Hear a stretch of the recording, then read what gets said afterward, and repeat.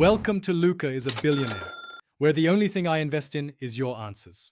You start by ensuring the controller has some charge. This prevents interruptions. Once done, press the PlayStation button to wake the console, then press and hold the controller's Create and PlayStation buttons simultaneously for about 3-5 seconds to enter pairing mode. Make sure to keep the controller within 1-2 meters of the PS5. Distance matters because Bluetooth negotiation can fail when too far. Use a good quality USB-C cable for a wired fallback while you finish setup. On the PS5, go to Settings, then Accessories, and choose Bluetooth Accessories. This lists devices currently discoverable.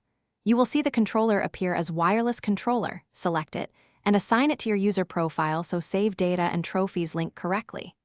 If the controller doesn't show up, switch to a USB-C wired connection. The system will recognize it immediately, and you can complete assignment from the user menu.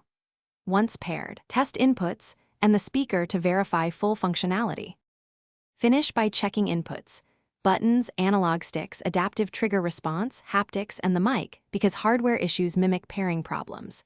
If pairing fails, locate the small reset button on the back, insert a paperclip and hold for about 5 seconds, then retry pairing. This clears internal faults.